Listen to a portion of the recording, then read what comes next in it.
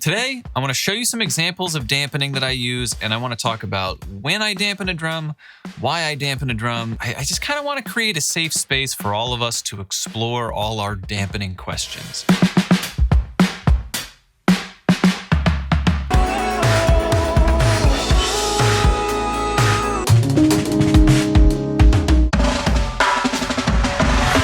Lately, I've been noticing a myth going around in the drum community, and it doesn't seem to be reserved just for the, old generation of, it used to be better in the old days type drummers. It seems to be kind of omnipresent through any generation of drummer. You'll see this myth commonly pop up in scenarios like this. You or a drummer you know posts a video on Instagram of them drumming, and in response to that video, someone fires off in the comment section something like, that drum sounds like wet cardboard, or would have sounded good if you didn't kill the drums, or too much tape, learn how to tune. And thus, an argument is born. And as people get more and more angry in the comment section, and they start to invoke the name of Jeff Porcaro and John Bonham, because this is how they did it, all hell breaks loose in the comment section, and the debate kind of focuses on this one or two kinds of related topics, which is how much dampening on a drum is too much, and is dampening a way to compensate for poor tuning? And as people start to claw each other's eyes out in the comment section, you'll start to see camps also forming of people firing back and aligning with one way or the other. And the camps that kind of emerge are like the purists. And the people in this camp kind of think that you should never put dampening anywhere on drums because you should just know how to tune the drum. And if you tune it right, you don't need dampening. And then you have the a little bit of dampening's okay. You can dampen here and there to, tweak the drum just right. And then you have the camp of dead drums are cool. And then you have all these other camps in between. And while I don't expect a nuanced conversation from the internet, I'm going to try to have one anyway, because I think that dampening is something we don't talk enough about as drummers. And dampening is kind of like the other half of tuning. Tuning and dampening go hand in hand. It's like two sides of the same coin. And I think that if you know how to hit a drum and you know how to tune a drum and dampen a drum, if you know how to do those two things, because tuning and dampening I think are the same thing, that's 98% of the sound. Then that's why, all your favorite drummers sound good no matter what gear they're playing, because they know how to hit a drum and they know how to tune a drum. And dampening is a part of that tuning. So today, I want to show you some examples of dampening that I use, and I want to talk about when I dampen a drum, why I dampen a drum, and how I achieve that. And I just kind of want to create a safe space for all of us to explore all our dampening questions. And if you have more questions that I don't answer in this video, put them in the comments and I'll answer them. So let's begin. There's three big categories of dampening I want to cover. And the first is no dampening.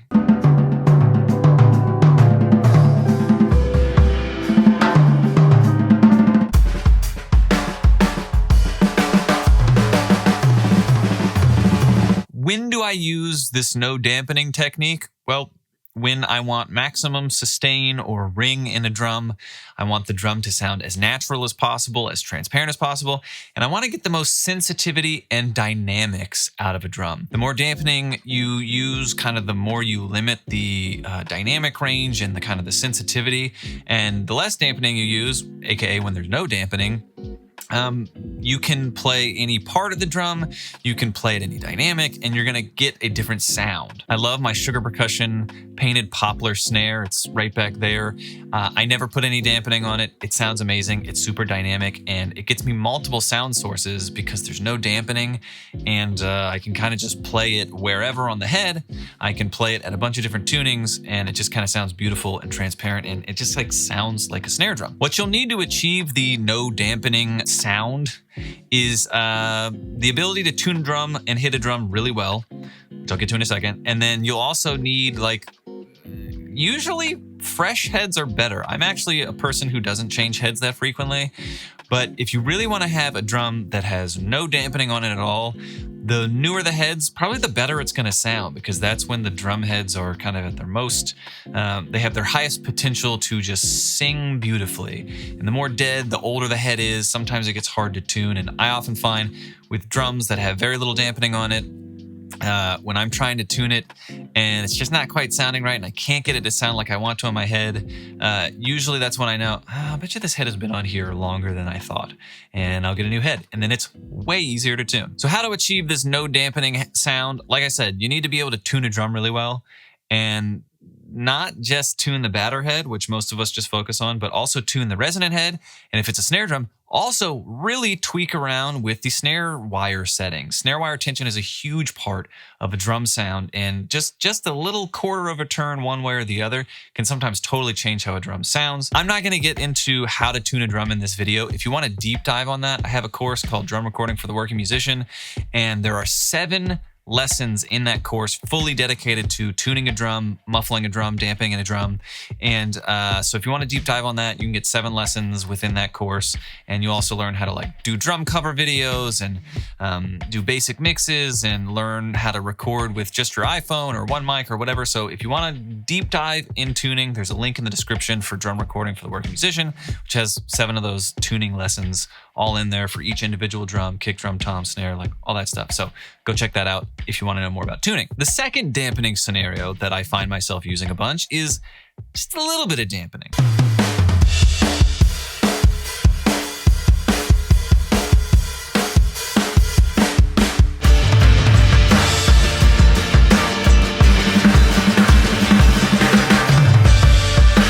And I use this, when do I use this? I use this when the drum, I've tuned it, it sounds good, like, I'm getting it dialed all in, and this drum sounds awesome, but I just want to tweak a particular thing about the drum. Maybe it has just a little too much sustain for the song I'm recording, or maybe like very frequently with toms, when you're, this isn't as big a deal live, but when you're in the studio, you're hitting the kick drum, the toms resonate with the kick drum. Maybe sometimes that's a little distracting in some of the mics on the drum kit. So I'll put just a little bit of dampening on the drum to take care of that resonant frequency that the kick drum is causing in the toms. So what you'll need for this like little bit of dampening, kind of dampening setting would be either gaff or moon gel is what a lot of people direct you toward. Those will work, but personally I like cloth way better. Let me get this rack tom.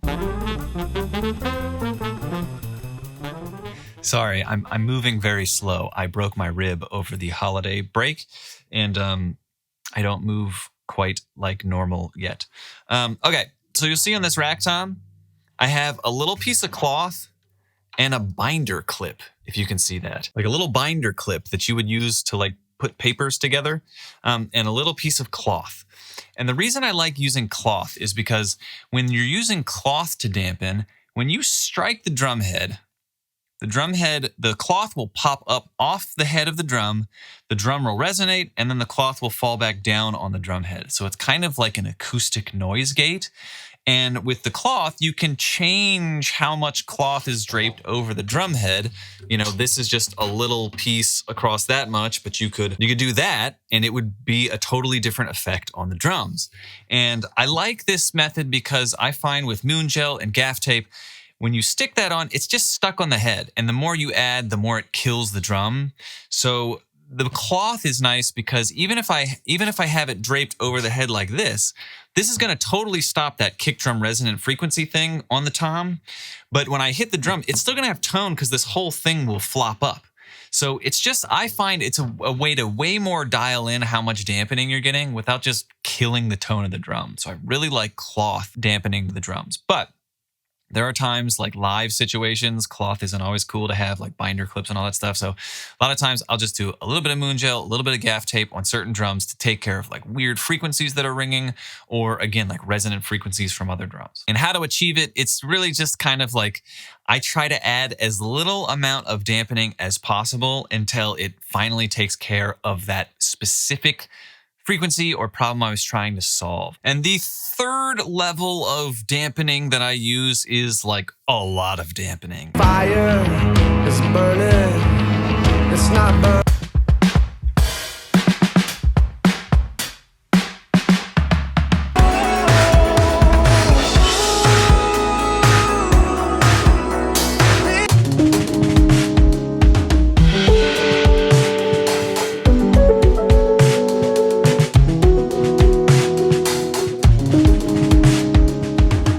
lot of times when I'll use this is when I'm going for like an aesthetic choice on the drums.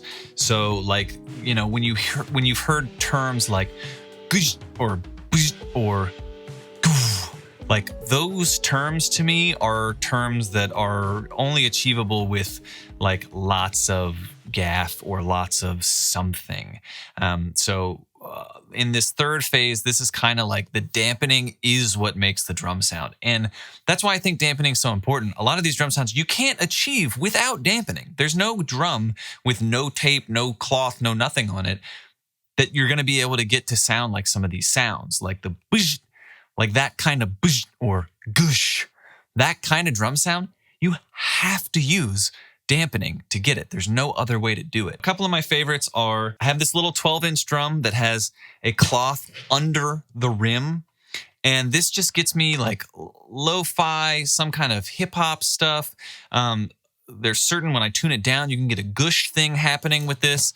And this is just a cool way to tune a drum. And I don't know, it sounds cool and it's really flexible, and having the cloth under the rim does a different thing than putting the cloth over the rim. And then you have the classic like acrylite thing. This is a combination of, there's like paper towels and then gaff over top of, 1, 2, 3, 4, 5 or 6 different spots. And then there's also this towel there, so I can just fine tune, adjust if I want more dampening. So what you'll need to achieve these like aesthetic kind of heavy dampening things is lots of gaff tape, towels, tea towels, old t-shirts, blankets, anything. And, some of my favorite ones are the snare drums I just showed you. With kick drums, recently I've been kind of having fun shoving an entire blanket inside the kick drum so that there's like no sustain at all. Oftentimes with toms, I'll do like the really thin old shirt draped over the whole tom, and you get that kind of Ringo Starr come together type thing. Now, how to achieve these sounds is something kind of crazy. Some tips that I have for you is with snare drums, with a lot of these heavily dampened things, the snares are actually way tighter than you think they are. A lot of people, when they think like gush and low tuned drums, they also think of like really loose snares, but a lot of times it's like the opposite. As well, with all of these heavily dampened aesthetic type sounds, like the 70s drum sounds and the gush and the bush and all that stuff, a lot of times the dampening and the tuning go hand in hand, and they're like super specific. Like the acrylite I just showed you with all the gaff on top of it, there's a huge difference between one more piece of gaff and one fewer piece of gaff. So sometimes when you're going for these tunings, I really like to have a particular kind of drum sound in mind, and then I'm just messing with a drum forever until I find the exact sweet spot. And sometimes it's like just the quarter turn of one lug can make the drum either sound terrible and awful, and then you tune that lug just up a quarter turn and the drum has like life and it has the exact kind of thing you were going for. So it can take a lot of experimentation, which again is why in my studio I have a bunch of different snare drums that all just live at a certain tuning, because it can be hard to dial that stuff in, because it's a balance of how you're hitting the drum and then, the exact tuning, the exact snare tension, the exact kind of dampening and where it's placed on the head and all of that stuff. And the last thing I'll say about all these heavily muffled drums, usually the quieter I hit the drums, the better they sound.